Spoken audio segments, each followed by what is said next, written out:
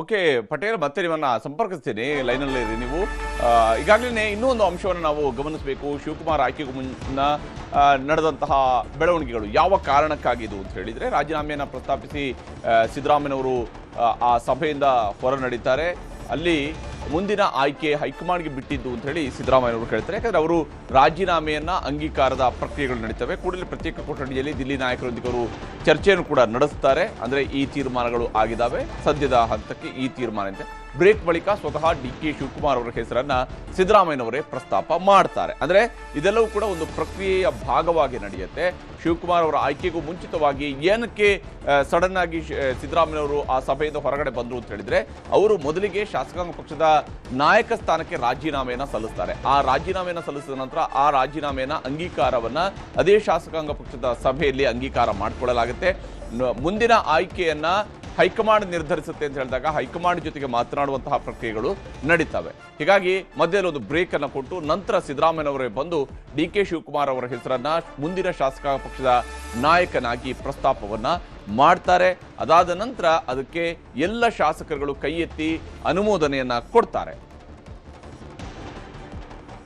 ಗೊಂದಲ ಆಗಿದೆ ಅಂತ ನೀವು ಪ್ರೂವ್ ಮಾಡಿದ್ರೆ ನಾನು ಅಸೆಂಬ್ಲಿಗೆ ರಾಜೀನಾಮೆ ಕೊಡ್ತೀನಿ. ಏನು ಗಲಾಟೆ, 135 ಜನ ಒಂದು ಪಿನ್ ಡ್ರಾಪ್ ಸೈಲೆಂಟು. ನಾವು 135 ಕೂಡ ಎಲ್ಲ ಯುನಾನಿಮಸ್ ಆಗಿ ಹೈಕಮಾಂಡ್ ಅವ್ರಿಗೆ ನಾವು ಆಥರೈಸ್ ಮಾಡಿದ್ವಿ. ಸಿದ್ದರಾಮಯ್ಯ ಅವರಾಗಲಿ ವೇಣುಗೋಪಾಲ್ ಎದ್ದು ಆಚೆ ಹೋಗಿದ್ದು ಅಂತ ಬೇರೆ ಏನು ಗಲಾಟೆಗಲ್ಲ. ಮೇಲಗಡೆ ರೂಮ್ನಾಗ ಕೂತ್ಕೊಂಡು ನಮ್ಮ ರಾಹುಲ್ ಗಾಂಧಿ ಅವ್ರಿಗೆ, ಖರ್ಗೆ ಸಾಹೇಬ್ರಿಗೆ, ಅಧ್ಯಕ್ಷರಿಗೆ ಮಾತಾಡಿ ಗ್ರೀನ್ ಸೀಲ್.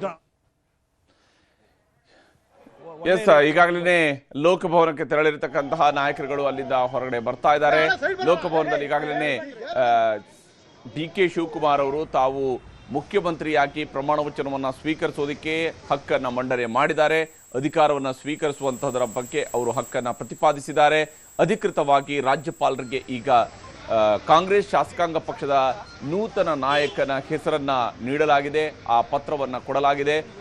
ಶಾಸಕರ ಬಲವನ್ನು ಮತ್ತೊಮ್ಮೆ ಹೇಳಿ, ನಾವು ಇಷ್ಟು ಜನ ಶಾಸಕರಿರ್ತಕ್ಕಂಥ ನಮ್ಮ ಶಾಸಕಾಂಗ ಪಕ್ಷ ಈ ವಿಧಾನಸಭೆಯಲ್ಲಿ ಹೊಸ ಶಾಸಕಾಂಗ ಪಕ್ಷದ ನಾಯಕನನ್ನು ನಾವು ಆಯ್ಕೆ ಮಾಡ್ಕೊಂಡಿದ್ದೀವಿ, ಅವರಿಗೆ ನೀವು ಪ್ರಮಾಣ ವಚನವನ್ನು ಬೋಧಿಸಬೇಕು, ಮುಖ್ಯಮಂತ್ರಿಯಾಗಿ ಅವರಿಗೆ ಪ್ರಮಾಣ ವಚನವನ್ನು ಬೋಧಿಸಬೇಕು ಅಂತ ಹೇಳುವಂಥ ಆಹ್ವಾನವನ್ನು ಮಾಡಿದ್ದಾರೆ. ಹಾಗೆಯೇ ಅವರ ಮಂತ್ರಿಮಂಡಲದ ಸದಸ್ಯರಿಗೂ ಕೂಡ ಪ್ರಮಾಣ ವಚನವನ್ನು ಬೋಧಿಸೋದಕ್ಕೆ ಆಹ್ವಾನವನ್ನು ನೀಡಲಾಗಿದೆ. ರಾಜ್ಯಪಾಲರು ಕೂಡ ಶಿವಕುಮಾರ್ ಅವರ ಈ ಪತ್ರವನ್ನು ಅಂಗೀಕಾರ ಮಾಡಿದ್ದಾರೆ. ಈಗಾಗಲೇ ಎಲ್ಲ ನಾಯಕರುಗಳು ಕೂಡ ಹೋಗಿ ಅಲ್ಲಿ ರಾಜಭವನಕ್ಕೆ ಹೋಗಿ ಅಲ್ಲಿ ಹಕ್ಕನ್ನು ಪ್ರತಿಪಾದಿಸಿರುವಂತಹ ದೃಶ್ಯವಿದು. ಆ ಫೋಟೋಗಳನ್ನು ನಾವಿಲ್ಲಿ ನೋಡ್ತಾ ಇದ್ವಿ. ಶಿವಕುಮಾರ್ ಅವರು ಪತ್ರವನ್ನು ಕೊಟ್ಟಿದ್ದಾರೆ. ಉಳಿದೆಲ್ಲ ಮಾಜಿ ಸಚಿವರುಗಳು ಕೂಡ ಜೊತೆಯಲ್ಲೇ ಹಾಜರಿದ್ದರು. ಮಾಜಿ ಮುಖ್ಯಮಂತ್ರಿ ಅಥವಾ ಈಗಿನ ಹಂಗಾಮಿ ಮುಖ್ಯಮಂತ್ರಿ ಆಗಿರುವಂತಹ ಸಿದ್ದರಾಮಯ್ಯನವರು ಹಾಗೂ ಮಾಜಿ ಸಚಿವರುಗಳು ಇವರೆಲ್ಲರೂ ಕೂಡ ಉಪಸ್ಥಿತಿಯಲ್ಲಿ ಶಿವಕುಮಾರ್ ಅವರು ರಾಜ್ಯಪಾಲ ಥಾವರ್ಚಂದ್ ಗೆಹ್ಲೋಟ್ ಅವರಿಗೆ ಸರ್ಕಾರ ರಚನೆ ಮಾಡುವಂತಹ ಹಕ್ಕನ್ನು ಮಂಡನೆ ಮಾಡಿದ್ದಾರೆ. ಆ ಪತ್ರವನ್ನು ಕೊಟ್ಟಿದ್ದಾರೆ. ಪಕ್ಷದ ನಾಯಕರುಗಳ ಸಮ್ಮುಖದಲ್ಲಿನೇ ಆ ಪತ್ರದ ಹಸ್ತಾಂತರ ಆಗಿದೆ. ಇನ್ನು ರಾಜ್ಯಪಾಲರು ಪ್ರಮಾಣ ವಚನವನ್ನು ಬೋಧಿಸೋದಕ್ಕೆ ಈಗಾಗಲೇ ಅವರು ನಿಗದಿಪಡಿಸಿರುವಂತಹ ಆ ಪತ್ರದ ಮೂಲಕವಾಗಿ ಅವರೇನು ನಿಗದಿಪಡಿಸಿರುವಂತಹ ದಿನಾಂಕವನ್ನೇನು ಕೊಟ್ಟಿದ್ದಾರೆ, ಅದೇ ದಿನಾಂಕದಂದು ಪ್ರಮಾಣ ವಚನವನ್ನು ಬೋಧಿಸಲಿದ್ದಾರೆ.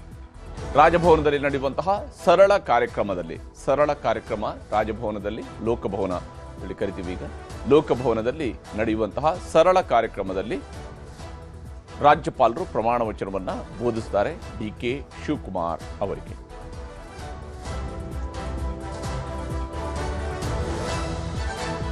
ಲೋಕಭವನದ ಗಾಜಿನ ಮನೆಯಲ್ಲಿನೇ ಈ ಒಂದು ಮಧ್ಯಂತರ ಸರ್ಕಾರದ ಪ್ರಮಾಣ ವಚನ ಸ್ವೀಕಾರ ಸಮಾರಂಭ ನಡೆಯುತ್ತೆ.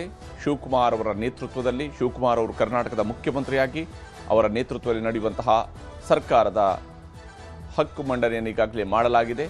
ಅವರಿಗೆ ಪ್ರಮಾಣ ವಚನವನ್ನು ಬೋಧಿಸುವಂತಹದ್ದನ್ನು ರಾಜ್ಯಪಾಲರು ಲೋಕಭವನದ ಗಾಜಿನ ಮನೆಯಲ್ಲಿ ಮಾಡ್ತಾರೆ. ಈ ಫೋಟೋ ನೋಡ್ತಾ ಇರುವಂಥದ್ದು ಈಗಾಗಲೇ ನೀಡಿರುವಂತಹ ಪತ್ರ.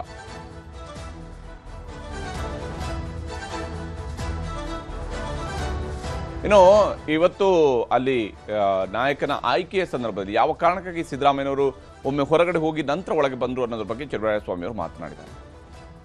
ಸಿದ್ದರಾಮಯ್ಯನವರು ಸಭೆಗೆ 40 ನಿಮಿಷಗಳ ಕಾಲ ತಡವಾಗಿ ಬಂದರು, ಮತ್ತೆ ಅವ್ರ ಚೇಂಬರ್ಗೆ ಕೆ.ಸಿ. ವೇಣುಗೋಪಾಲ್ ಅವರನ್ನು ಕರೆಸ್ಕೊಂಡು ಮಾತುಕತೆ ನಡೆಸಿದ್ರು. ಯಾಕೆ ಸರ್ ಇಷ್ಟೊಂದು ಬದಲಾಗಿದ್ದು? ಅವರು ಪಾವಗಡಕ್ಕೆ ಹೋಗಿದ್ರು, ಬಂದರು, ಊಟ ಮಾಡಿ ಬರ್ತಿದ್ದಾಗ ಶರ್ಟ್ ಮೇಲೆ ಏನೋ ಬಿದ್ದು ಆಮೇಲೆ ಮತ್ತೋಗಿ ವಾಪಸ್ ಶರ್ಟಿಗೆ ಚೇಂಜ್ ಮಾಡ್ಕೊಂಬಂದರು. ಸಂತೋಷವಾಗಿ ರಾಜೀನಾಮೆ ಕೊಟ್ಟು ಮಾಡಿದ್ರು. ಸಿದ್ದರಾಮಯ್ಯ ಹೀಗೆ ಈಗಾಗಲೇ ಯಾವ ಕಾರಣಕ್ಕಾಗಿ ಅಲ್ಲಿ 10 ನಿಮಿಷಗಳ ಕಾಲ ವಿಳಂಬ ಆಯಿತು ಅನ್ನೋದ್ರ ಬಗ್ಗೆ ಮತ್ತಷ್ಟು ಡೀಟೇಲ್ಸ್ ಅನ್ನ ಕೃಷ್ಣ ನೀಡ್ತಾರೆ. ಕೃಷ್ಣ, ಏನ್ ನಡೆದಿರುವಂತದ್ದು ಶಾಸಕಾಂಗ ಪಕ್ಷದ ಸಭೆಯಲ್ಲಿ?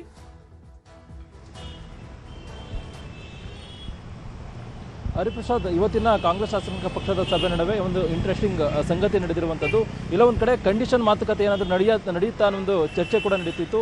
ಅಂತಿಮವಾಗಿ ಅದು ಹೈಕಮಾಂಡ್ ಮತ್ತು AICC ಪದ್ಧತಿ ಅನ್ನುವಂಥದ್ದು. ಆ ಕಾರಣಕ್ಕೋಸ್ಕರವಾಗಿಯೇ ಏನು ಯಾವುದೇ ಒಂದು ಕಾಂಗ್ರೆಸ್ ಶಾಸಕಾಂಗ ಪಕ್ಷದ ಸಭೆ ಆದ ಬಳಿಕವಾಗಿ ಅಲ್ಲಿ ನಿರ್ಣಯನ ಮಂಡಿಸಲಾಗುತ್ತೆ. ಆ ಒಂದು ನಿರ್ಣಯಕ್ಕೆ ಅನುಮೋದನೆ ಸಿಕ್ಕ ಬಳಿಕವಾಗಿ ಒಂದು ಬ್ರೇಕ್ ಕೊಟ್ಟು ಅದಾದ ಬಳಿಕವಾಗಿ ಇಲ್ಲ ಒಂದು ಕಡೆ ಅಲ್ಲಿ ಪ್ರತ್ಯೇಕವಾಗಿ ಕೊಠಡಿಗೆ ತೆರಳಿ ಅವ್ರ ಜೊತೆ ಮಾತಾಡೋದ್ರ ಮುಖಾಂತರವಾಗಿ ಅಲ್ಲಿ ರಾಹುಲ್ ಗಾಂಧಿ ಮತ್ತೊಂದು ಕಡೆ ಸೋನಿಯಾ ಗಾಂಧಿ ಅವರಿಗೆ ಒಂದು ಸಂದೇಶವನ್ನು ಕೊಟ್ಟು ಅದಾದ ಬಳಿಕವಾಗಿ ಅವರಿಂದ ಅನುಮತಿಯನ್ನು ತೆಗೆದುಕೊಂಡು ಅಲ್ಲಿಂದ AICC ಇಂದನೇ ಆದೇಶವನ್ನು ಹೊರಡಿಸಿದ ಬಳಿಕವಾಗಿ ನೂತನ ಕಾಂಗ್ರೆಸ್ ಪಕ್ಷದ ಆಯ್ಕೆಯ ಪ್ರಕ್ರಿಯೆ ಕೂಡ ಆಗುತ್ತೆ ಅನ್ನುವಂಥದ್ದು. ಅದೇ ರೀತಿಯಾಗಿ ಇವತ್ತು ಏನು ಸಂಜೆ 4 ಗಂಟೆಗೆ ಕಾಂಗ್ರೆಸ್ ಶಾಸಕಾಂಗ ಪಕ್ಷದ ಸಭೆ ನಡೀತು. ಅಂತಹ ಸಂದರ್ಭದಲ್ಲಿ ಸಿದ್ದರಾಮಯ್ಯ ಕೂಡ ಬಂದಿದ್ರು, DK ಶಿವಕುಮಾರ್ ಕೂಡ ಬಂದಿದ್ರು. ಬಂದ ಕೂಡಲೇ ಎಲ್ಲ ಒಂದು ಕಡೆ ಕಾಂಗ್ರೆಸ್ ಹೈಕಮಾಂಡ್ನಿಂದ ಏನು ನಿರ್ಣಯವನ್ನು ಮಾಡಲಾಗಿತ್ತು, DK ಶಿವಕುಮಾರ್ ಮುಖ್ಯಮಂತ್ರಿ ಅನ್ನುವಂಥದ್ದು ಮತ್ತು ಶಾಸಕಾಂಗ ಪಕ್ಷದ ನಾಯಕ ಅನ್ನುವಂಥದ್ದು, ಆ ಒಂದು ವಿಚಾರವನ್ನ ಇಲ್ಲ ಒಂದು ಕಡೆ ಸಿದ್ದರಾಮಯ್ಯ ಕೂಡ ಮಂಡಿಸಿದ್ರು. ಅಂದ್ರೆ ಈಗಾಗಲೇ ನಾನು ರಾಜೀನಾಮೆಯನ್ನು ಕೊಟ್ಟಿದ್ದೀನಿ, ಮಿಕ್ಕದು ಹೈಕಮಾಂಡ್ ಬಿಟ್ಟಿದ್ದು, ನೂತನ ಆಯ್ಕೆ ಕೂಡ ಅವ್ರಿಗೆ ಬಿಟ್ಟಿದ್ದು ಅನ್ನೋ ಮಾತನ್ನು ಕೂಡ ಪ್ರಸ್ತಾಪನೆ ಮಾಡ್ತಾರೆ. ಅದಾದ ಬಳಿಕವಾಗಿ ಪರಮೇಶ್ವರ್ ಅದಕ್ಕೆ ಅನುಮೋದನೆಯನ್ನು ಕೊಡ್ತಾರೆ. ಅದಾದ ನಂತರವಾಗಿ ಎಲ್ಲ ಒಂದು ಕಡೆ ಅದಕ್ಕೆ ಅನುಮೋದನೆ ಕೊಟ್ಟು ನೂತನ ಶಾಸಕಾಂಗ ಪಕ್ಷದ ನಾಯಕನಾಗಿ DK ಶಿವಕುಮಾರ್ ಅವರನ್ನ ಆಯ್ಕೆ ಮಾಡಿ ಅಭಿನಂದನೆಯನ್ನು ಕೂಡ ಸಲ್ಲಿಕೆ ಮಾಡಬೇಕಾಯಿತು.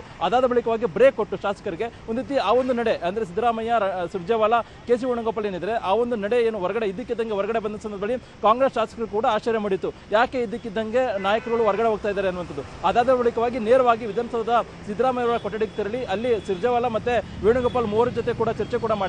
ಅದಾದ ಕೆಲವೇ ಹೊತ್ತಿನಲ್ಲಿ DK ಶಿವಕುಮಾರ್ ಕಾಂಗ್ರೆಸ್ ಶಾಸಕಾಂಗ ಪಕ್ಷದ ಸಭೆಯಲ್ಲಿ ಶಾಸಕರ ಜೊತೆಗೆ ಇದ್ರು. ಅದಾದ ನಂತರವಾಗಿ ಸ್ವಲ್ಪ ಹೊತ್ತಲ್ಲೇ ಸಿದ್ದರಾಮಯ್ಯ ಕೊಠಡಿಯಿಂದ DK ಶಿವಕುಮಾರ್ ಕೂಡ ಬುಲಾವಣೆ ಕೊಡಲಾಗಿತ್ತು. DK ಶಿವಕುಮಾರ್ ಸಿದ್ದರಾಮಯ್ಯ ಬುಲಾವ್ ಕೊಟ್ಟ ಬಳಿಕವಾಗಿ DK ಶಿವಕುಮಾರ್ ಕೂಡ ಒಂದಷ್ಟು ಕೂಡ ಹೊರಗಡೆ ಬಂದು ಒಂದಷ್ಟು ದೂರ ಹೋದ್ರು. ಅಂತಹ ಸಂದರ್ಭದಲ್ಲಿ ಸಿದ್ದರಾಮಯ್ಯ ಮತ್ತೆ ವೇಣುಗೋಪಾಲ್ ಮತ್ತೆ ಸುರ್ಜೇವಾಲಾ ಕೂಡ ಆ ಕಡೆಯಿಂದ ವಾಪಸ್ ಬಂದ್ರು. ಅದಾದ ನಂತರವಾಗಿ ಇಲ್ಲ ಒಂದ್ ಕಡೆ ಮತ್ತೆ ಶಾಸಕಾಂಗ ಪಕ್ಷದ ಸಭೆಗೆ ಹೋಗಿ ಅಂತಿಮವಾಗಿ ಏನು ನಿರ್ಣಯವನ್ನು ಮಾಡಲಾಗಿದೆ ಅಂದ್ರೆ DK ಶಿವಕುಮಾರ್ ಶಾಸಕಾಂಗ ಪಕ್ಷದ ನಾಯಕನಾಗಿ ಆಯ್ಕೆ ಮಾಡಲಾಗಿದೆ ಅನ್ನೋ ವಿಚಾರವನ್ನ ಅಧಿಕೃತವಾಗಿ ಅಲ್ಲಿ ಮಂಡನೆ ಮಾಡಿ ಅಂತಿಮವಾಗಿ ಶಾಸಕರು ಎಲ್ಲರೂ ಕೂಡ ಅವರ ಪರವಾಗಿ ಕೈ ಎತ್ತಿ ಅನ್ನೋ ಒಂದು ವಿಚಾರ ಕೂಡ ಮಂಡಿಸಲಾಯಿತು. ಅದಾದ ಬಳಿಕವಾಗಿ ಶಾಸಕರೆಲ್ಲರೂ ಕೂಡ DK ಶಿವಕುಮಾರ್ ಪರವಾಗಿ ಕೈಯನ್ನು ಎತ್ತಿದ್ರು. ಅದಾದ ಬಳಿಕವಾಗಿ ಶಾಸಕಾಂಗ ಪಕ್ಷದ ನಾಯಕನಾಗಿ DK ಶಿವಕುಮಾರ್ ಅಧಿಕೃತವಾಗಿ ಆಯ್ಕೆಯಾದರು. ಅದಾದ ನಂತರವಾಗಿ ಸುರ್ಜೇವಾಲಾ ಮತ್ತೆ ವೇಣುಗೋಪಾಲ್ ಅದನ್ನ ಅನೌನ್ಸ್ ಮಾಡಿದ್ರು. ಅದಾದ ನಂತರವಾಗಿ ಸಿದ್ದರಾಮಯ್ಯ ಕೂಡ ಆರಂಭಿಕವಾಗಿ ಭಾಷಣವನ್ನು ಮಾಡೋದ್ರ ಮುಖಾಂತರವಾಗಿ ಹಿಂದೆ 3 ವರ್ಷದಲ್ಲಿ ಆಡಳಿತ ಏನೇ ನಡೀತು ಮತ್ತೆ ಜನರು ಯಾವ ರೀತಿಯಾಗಿ ಆಶೀರ್ವಾದ ಮಾಡಿದ್ದಾರೆ ಮತ್ತೆ ಬೈ ಎಲೆಕ್ಷನ್ ಚುನಾವಣೆ ಗೆಲ್ಲುವಂತದ್ದಾಗಿರ್ಬೋದು, ಮತ್ತೊಂದು ಕಡೆ ಜನರು ಯಾವ ರೀತಿಯಾಗಿ ತಮಗೆ ಆಶೀರ್ವಾದ ಮಾಡಿದ್ದಾರೆ, ಬೆಂಬಲವಾಗಿ ನಿಂತಿದ್ದಾರೆ, ಅವೆಲ್ಲ ವಿಚಾರಗಳನ್ನು ಪ್ರಸ್ತಾಪವನ್ನು ಮಾಡಿ ಕೇಂದ್ರ ಸರ್ಕಾರದ ವಿರುದ್ಧವಾಗಿ ನಾವು ಹೋರಾಟವನ್ನು ಮಾಡಬೇಕಾಗುತ್ತೆ ಅನ್ನೋ ಮಾತನ್ನು ಕೂಡ ಸಿದ್ದರಾಮಯ್ಯ ಅವರು ಪ್ರಸ್ತಾವನೆ ಮಾಡಿದ್ರು. ಅದಾದ ಬಳಿಕವಾಗಿ ಕೆ.ಸಿ. ವೇಣುಗೋಪಾಲ್ ಕೂಡ ಮಾತಾಡೋದ್ರ ಮುಖಾಂತರವಾಗಿ ಮತ್ತೊಮ್ಮೆ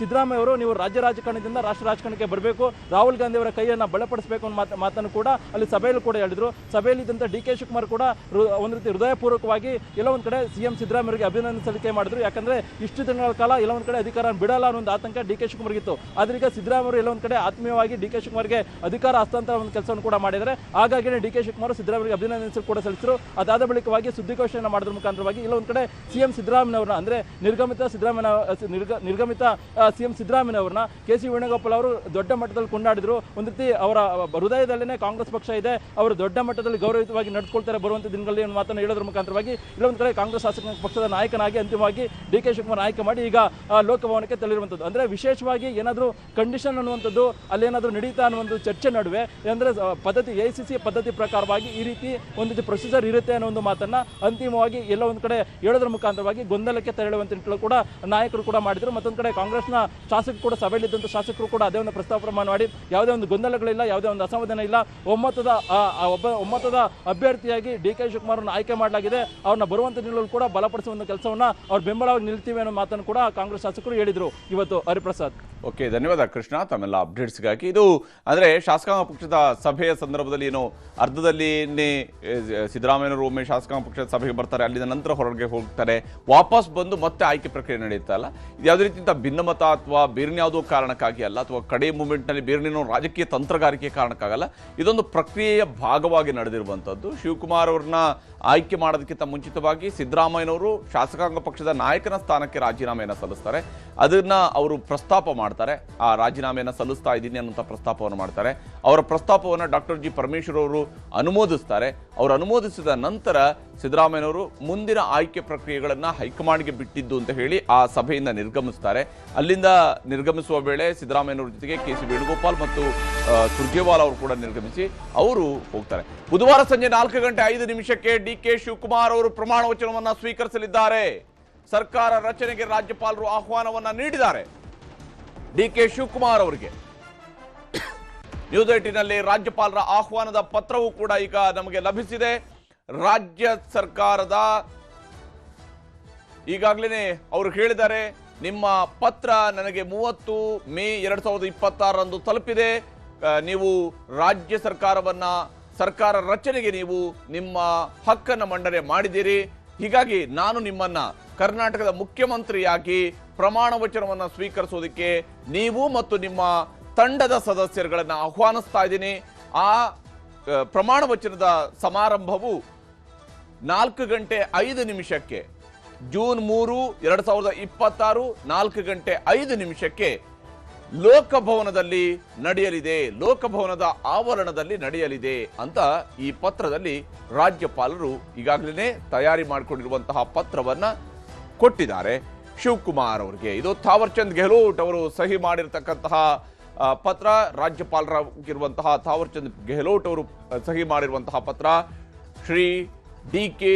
ಶಿವಕುಮಾರ್ ಅವರಿಗೆ. ಇವತ್ತು ಏನು ಹೋಗಿ ಹಕ್ಕನ್ನ ಮಂಡನೆ ಮಾಡಿದ್ದಾರೆ. ಹಕ್ಕು ಮಂಡನೆ ಮಾಡಿದ ತಕ್ಷಣಕ್ಕೇನೆ ಲೋಕಭವನದಿಂದ ಈಗ ಸರ್ಕಾರ ರಚನೆಯ ಆಹ್ವಾನ ಡಿ.ಕೆ. ಶಿವಕುಮಾರ್ ಅವರಿಗೆ ರವಾನೆಯಾಗಿದೆ. ಆ ಮೂಲಕ ಸಂಜೆ 4:05 ಜೂನ್ 3 ಸಂಜೆ 4:05 ಸರಿಯಾಗಿ ಕರ್ನಾಟಕದ ಮುಖ್ಯಮಂತ್ರಿಯಾಗಿ ಡಿ.ಕೆ. ಶಿವಕುಮಾರ್ ಅವರು ಪ್ರಮಾಣ ವಚನವನ್ನ ಸ್ವೀಕಾರ ಮಾಡಲಿದ್ದಾರೆ. ಅದಕ್ಕಾಗಿ ಕಾರ್ಯಕ್ರಮ ನಿಗದಿಯಾಗಿದೆ. ಜೂನ್ 3ನೇ ತಾರೀಕು ಸಂಜೆ 4:05. ಮೊದಲಿಂದ ಕೂಡ ನ್ಯೂಸ್ 18ನಲ್ಲಿ ನಾವು ಇದನ್ನು ಹೇಳಿದ್ವಿ, ಜೂನ್ 1 ಅಥವಾ 3ರಿಂದ ಆಗುತ್ತೆ ಅಂತ ಹೇಳಿ. ಜೂನ್ 3ರಂದೇ ನಿಗದಿ ಆಗಿದೆ. ಈಗ ಜೂನ್ 3ರ ಸಂಜೆ 4:05 ಡಿ.ಕೆ. ಶಿವಕುಮಾರ್ ಅವರು ಕರ್ನಾಟಕದ ಮುಖ್ಯಮಂತ್ರಿಯಾಗಿ ಪ್ರಮಾಣ ವಚನವನ್ನ ಸ್ವೀಕರಿಸ್ತಾ ಇದ್ದಾರೆ. ಕರ್ನಾಟಕದ ರಾಜಕೀಯದ ಇತಿಹಾಸದಲ್ಲಿ ಹಲವು ಮುಖ್ಯಮಂತ್ರಿಗಳು ಬಹಳ ದೊಡ್ಡ ಹೆಜ್ಜೆ ಗುರುತುಗಳನ್ನು ಮೂಡಿಸಿ ಹೋಗಿದ್ದಾರೆ. ಕರ್ನಾಟಕ ಇವತ್ತು ದೇಶದ ಅತ್ಯಂತ ಪ್ರಗತಿ ಹೊಂದಿರುವಂತಹ ರಾಜ್ಯಗಳ ಸಾಲಿನಲ್ಲಿ ಮುಂಚೂಣಿಯಲ್ಲಿ ನಿಂತಿದೆ ಅಂತೇಳಿ. ಆದರೆ ಅದಕ್ಕೆ ಕಾರಣ ನಮ್ಮನ್ನು ಆಳಿರುವಂತಹ ಹಲವು ಮುಖ್ಯಮಂತ್ರಿಗಳು ಕೊಟ್ಟಿರುವಂತಹ ದೂರದೃಷ್ಟಿಯ ಯೋಜನೆಗಳು, ಅವರು ಹಾಕಿ ಹೋಗಿರ್ತಕ್ಕಂತಹ ಅನೇಕ ಅಭಿವೃದ್ಧಿಯ ಕೆಲಸಗಳು, ಅದು ನಾನಾ ಸ್ವರೂಪಗಳಲ್ಲಿ, ಅದು ಶಿಕ್ಷಣದ ವಿಚಾರದಲ್ಲಿರ್ಬೋದು, ಆರೋಗ್ಯದ ವಿಚಾರದಲ್ಲಿರ್ಬೋದು, IT-BT ವಿಚಾರದಲ್ಲಿರ್ಬೋದು, ಕೈಗಾರಿಕೆಗಳ ವಿಚಾರದಲ್ಲಿರ್ಬೋದು, ವಿದ್ಯಾಸಂಸ್ಥೆಗಳ ವಿಚಾರದಲ್ಲಿರ್ಬೋದು, ಹೀಗೆ ಪ್ರತಿಯೊಂದು ವಿಷಯಗಳಲ್ಲೂ ಕೂಡ ಕರ್ನಾಟಕ ಅನೇಕ ಸ್ತರಗಳಲ್ಲಿ ಮುಂಚೂಣಿಯಲ್ಲಿರೋದಕ್ಕೆ ಕಾರಣ ಆಗಿರುವಂಥದ್ದು ಈ ಒಂದು ಆಡಳಿತದ ವ್ಯವಸ್ಥೆಯಿಂದಾಗಿ. ಈಗ ಶಿವಕುಮಾರ್ ಅವರ ಮೇಲೂ ಕೂಡ ಅಷ್ಟೇ ದೊಡ್ಡ ಜವಾಬ್ದಾರಿ ಇದೆ ಈ ಒಂದು ಪರಂಪರೆಯನ್ನ ಮುಂದುವರಿಸುವಂಥದ್ದು. ಮತ್ತಷ್ಟು ಡೀಟೇಲ್ಸ್ ಅನ್ನು ನಮ್ಮ ಪ್ರತಿನಿಧಿ ಕಾರ್ತಿಕ್ ಲೋಕಭವನದ ಬಳಿಯಿಂದ ನೇರ ಸಂಪರ್ಕದಲ್ಲಿ ಜಾಯ್ನ್ ಆಗಿದ್ದಾರೆ. ಕಾರ್ತಿಕ್, ಈಗಾಗಲೇ ಲೋಕಭವನದಿಂದ ಆಹ್ವಾನವೂ ಕೂಡ ಬಿಡುಗಡೆ ಆಗಿದೆ. ಜೂನ್ 3ನೇ ತಾರೀಕಿನಂದು ಪ್ರಮಾಣ ವಚನ ಆಗುತ್ತೆ. ಶಿವಕುಮಾರ್ ಅವರ ಜೊತೆಗೆ ಎಷ್ಟು ಜನ ಮಂತ್ರಿಗಳು ಪ್ರಮಾಣ ವಚನವನ್ನು ಸ್ವೀಕರಿಸಬಹುದು? ಲೋಕಭವನದಲ್ಲಿ ಇವತ್ತು ಏನೇನು ನಡೆಯಿತು ಕಾರ್ತಿಕ್? ಹರಿಪ್ರಸಾದ್, ಪ್ರಮುಖವಾಗಿ CLP ಸಭೆಯ ಬಳಿಕ ಹಕ್ಕುಪತ್ರವನ್ನು ಡಿ.ಕೆ. ಶಿವಕುಮಾರ್ ಅವರು ಇವತ್ತು ರಾಜ್ಯಪಾಲರಿಗೆ ಸಲ್ಲಿಕೆಯನ್ನು ಮಾಡಿದ್ದಾರೆ. ರಾಜ್ಯಪಾಲರು ಈಗ ಪ್ರಮಾಣವಚನ ಸ್ವೀಕಾರ ಮಾಡೋದಕ್ಕೆ ಡಿ.ಕೆ. ಶಿವಕುಮಾರ್ ಅವರಿಗೆ ಆಹ್ವಾನವನ್ನು ಕೂಡ ನೀಡಿರ್ತಕ್ಕಂಥದ್ದು. ಜೂನ್ 3ರ ಸಂಜೆ 4:05 ಪ್ರಮಾಣವಚನ ಸ್ವೀಕಾರ ಮಾಡೋದಕ್ಕೆ ರಾಜ್ಯಪಾಲರು ಆಹ್ವಾನವನ್ನು ಕೊಟ್ಟಿದ್ದಾರೆ. ರಾಜ್ಯಪಾಲರು ಈ ಒಂದು ಆಹ್ವಾನ ಕೊಟ್ಟಿರತಕ್ಕಂಥ ಸಂದರ್ಭದಲ್ಲಿ ಡಿ.ಕೆ. ಶಿವಕುಮಾರ್ ಅವರು ಅವತ್ತಿನ ದಿನ ಪ್ರಮಾಣವಚನವನ್ನು ಕೂಡ ಸ್ವೀಕಾರ ಮಾಡಲಿಕ್ಕಿದ್ದಾರೆ. ಡಿ.ಕೆ. ಶಿವಕುಮಾರ್ ಅವರು ರಾಜ್ಯಪಾಲರನ್ನ ಭೇಟಿ ಮಾಡುವಂಥ ಸಂದರ್ಭದಲ್ಲಿ ಹಂಗಾಮಿ CM ಆಗಿದ್ದಂಥ CM ಸಿದ್ದರಾಮಯ್ಯನವರು ಕೂಡ ಅಲ್ಲಿ ಉಪಸ್ಥಿತರಿದ್ದರು. ಜೊತೆಗೆ ಮಾಜಿ ಸಚಿವರು ಕೂಡ ಉಪಸ್ಥಿತರಿದ್ದರು. ಪ್ರಮುಖವಾಗಿ ರಾಜ್ಯಪಾಲರಿಗೆ ಈ ಬೆಳಿಗ್ಗೆ ಅಂದರೆ ಈ ಒಂದು CLP ಸಭೆಗೂ ಮುನ್ನ ಡಿ.ಕೆ. ಶಿವಕುಮಾರ್ ಅವರು ಭೇಟಿಯನ್ನು ಮಾಡಿದರು. ಅನೌಪಚಾರಿಕವಾಗಿ ಭೇಟಿ ಮಾಡಿದಂಥ ಸಂದರ್ಭದಲ್ಲಿ ರಾಜ್ಯಪಾಲರ ವೇಳಾಪಟ್ಟಿಯನ್ನು ಅವರು ಪರಿಶೀಲನೆಯನ್ನು ಮಾಡ್ಕೊಂಡು ಹೋಗಿದ್ರು, ಅಂದರೆ ಅವರಿಂದ ಮಾಹಿತಿಯನ್ನು ಪಡೆದುಕೊಂಡು ಹೋಗಿದ್ರು. ಜೂನ್ 3ನೇ ತಾರೀಕಿಗೆ ರಾಜ್ಯಪಾಲರಿಗೆ ತುಮಕೂರಿನಲ್ಲಿ ಘಟಿಕೋತ್ಸವವು ಕೂಡ ಕಾರ್ಯಕ್ರಮ ಇತ್ತು. ಅದೇ ಒಂದು ಕಾರಣಕ್ಕಾಗಿ ಈಗ ಸಂಜೆಯ ವೇಳೆಗೆ ಅಂದರೆ ಜೂನ್ 3ರ 4:05 ಈಗ ಪ್ರಮಾಣ ವಚನಕ್ಕೆ ರಾಜ್ಯಪಾಲರು ಆಹ್ವಾನವನ್ನು ಕೂಡ ಕೊಟ್ಟಿದ್ದಾರೆ. CM ಆಗಿ DK ಶಿವಕುಮಾರ್ ಅವರು ಅವತ್ತು ಪ್ರಮಾಣ ವಚನವನ್ನು ಕೂಡ ಸ್ವೀಕಾರ ಮಾಡಲಿಕ್ಕಿದ್ದಾರೆ. ರಾಜಭವನದ ಗಾಜಿನ ಮನೆಯಲ್ಲಿಯೇ ಈ ಒಂದು ಪ್ರಮಾಣ ವಚನ ಕಾರ್ಯಕ್ರಮವು ಕೂಡ ನೆರವೇರುತ್ತೆ. ಈಗಾಗಲೇ DK ಶಿವಕುಮಾರ್ ಅವರು ರಾಜ್ಯಪಾಲರೊಂದಿಗೆ ಮಾತುಕತೆಯನ್ನು ಕೂಡ ಮುಂದುವರಿಸಿದ್ದಾರೆ. ಈಗ ಹಂಗಾಮಿ CM ಆಗಿರ್ತಕ್ಕಂಥ ಸಿದ್ದರಾಮಯ್ಯನವರು ರಾಜ್ಯಪಾಲರ ಭೇಟಿಯ ಬಳಿಕ ಲೋಕಭವನದಿಂದ ನಿರ್ಗಮಿಸಿರ್ತಕ್ಕಂಥದ್ದು. ಹರಿಪ್ರಸಾದ್. ಓಕೆ, ಧನ್ಯವಾದ ಕಾರ್ತಿಕ್ ತಮ್ಮೆಲ್ಲ ಅಪ್ಡೇಟ್ಸ್ಗಾಗಿ. ಇದು ಸದ್ಯಕ್ಕೆ ಈಗಾಗಲೇ ಮುಂದಿನ ಮುಖ್ಯಮಂತ್ರಿಯ ಆಯ್ಕೆ ಪ್ರಕ್ರಿಯೆ ಈಗ ಶುರುವಾಗ್ತಾ ಇದೆ. ಮುಂದಿನ ಮುಖ್ಯಮಂತ್ರಿಯಾಗಿ ಪ್ರಮಾಣ ವಚನವನ್ನು ಸ್ವೀಕರಿಸೋದಕ್ಕೆ DK ಶಿವಕುಮಾರ್ ಅವರಿಗೆ ಆಹ್ವಾನವನ್ನು ನೀಡಲಾಗಿದೆ. DK ಶಿವಕುಮಾರ್ ಅವರು ಕರ್ನಾಟಕದ ಮುಖ್ಯಮಂತ್ರಿಯಾಗಿ ಜೂನ್ 3 ಸಂಜೆ 4:05 ಪ್ರಮಾಣ ವಚನವನ್ನು ಸ್ವೀಕರಿಸ್ತಾರೆ. ರಾಜಭವನದಲ್ಲಿ ನಡೆಯುವಂತಹ ಲೋಕಭವನದಲ್ಲಿ ನಡೆಯುವಂತಹ ಈ ಕಾರ್ಯಕ್ರಮ, ಇದರಲ್ಲಿ ಇವತ್ತು ಆಹ್ವಾನವೂ ಕೂಡ ಈಗ DK ಶಿವಕುಮಾರ್ ಅವರಿಗೆ ಲಭಿಸಿದೆ. ಲೋಕಭವನದ ಆವರಣದಲ್ಲಿ ಅಂದರೆ ಗಾಜಿನ ಮನೆಯಲ್ಲಿ ನಡೆಯುವಂತಹ ಕಾರ್ಯಕ್ರಮ. ಆ ಕಾರ್ಯಕ್ರಮದಲ್ಲಿ DK ಶಿವಕುಮಾರ್ ಅವರು ಕರ್ನಾಟಕದ ಮುಖ್ಯಮಂತ್ರಿಯಾಗಿ ಪ್ರಮಾಣ ವಚನವನ್ನು ಸ್ವೀಕರಿಸ್ತಾರೆ. 25ನೇ ವ್ಯಕ್ತಿಯಾಗಿ ಅವರು ಕರ್ನಾಟಕದ ಮುಖ್ಯಮಂತ್ರಿಯಾಗಿ ಪ್ರಮಾಣ ವಚನವನ್ನು ಸ್ವೀಕರಿಸ್ತಾ ಇದ್ದಾರೆ. ಕರ್ನಾಟಕದ ಮುಖ್ಯಮಂತ್ರಿಗಳ ಪರಂಪರೆಯನ್ನು ನಾವು ನೋಡ್ತಾ ಹೋದಾಗ ಕರ್ನಾಟಕದ ಮುಖ್ಯಮಂತ್ರಿಗಳಾಗಿ ಆಡಳಿತವನ್ನು ನಡೆಸಿದಂಥವರು KC ರೆಡ್ಡಿಯವರ ಮೂಲಕವಾಗಿ ಭಾರತದ ಸ್ವಾತಂತ್ರ್ಯದ ನಂತರದ ಕರ್ನಾಟಕದಲ್ಲಿ ಅವತ್ತಿನ ಮೈಸೂರು ರಾಜ್ಯದ ಮುಖ್ಯಮಂತ್ರಿಯಾಗಿ ಮೊದಲು KC ರೆಡ್ಡಿಯವರು, ಅದಾದ ನಂತರ ನಡೆಯುವಂತಹ ಸಾರ್ವತ್ರಿಕ ಚುನಾವಣೆ ನಂತರ ಕೆಂಗಲ್ ಹನುಮಂತಯ್ಯ ಅವರು ಕೂಡ ಇದೇ ಬೆಂಗಳೂರು ದಕ್ಷಿಣ ಜಿಲ್ಲೆ ಅಥವಾ ರಾಮನಗರ ಜಿಲ್ಲೆ ಅಂತೇಳಿ ಏನು ಕರಿತಿದ್ವಿ, ಬೆಂಗಳೂರು ಗ್ರಾಮಾಂತರ ಜಿಲ್ಲೆ ಅಂತ ಭಾಗವಾಗಿತ್ತು ಆ ಕಾಲದಲ್ಲಿ.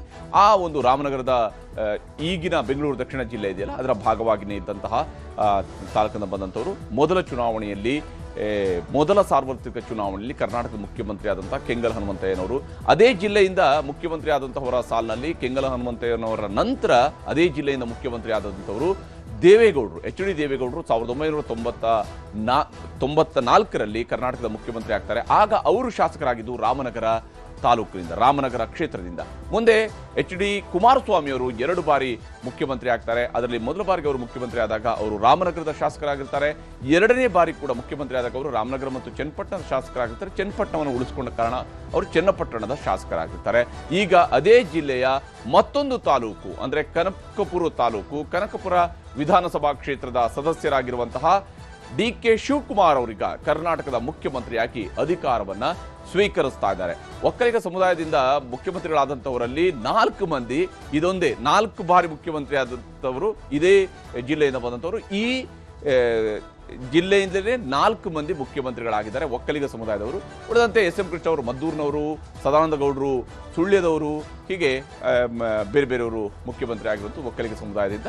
ಈಗ DK ಶಿವಕುಮಾರ್ ಅವರು ಕರ್ನಾಟಕದ ಮುಖ್ಯಮಂತ್ರಿಯಾಗಿ ಜೂನ್ 3 ಸಂಜೆ 4:05 ಕರ್ನಾಟಕದ ನೂತನ ಮುಖ್ಯಮಂತ್ರಿಯಾಗಿ ಅಧಿಕಾರವನ್ನು ಸ್ವೀಕರಿಸಲಿದ್ದಾರೆ. ಮತ್ತಷ್ಟು ಡೀಟೇಲ್ಸ್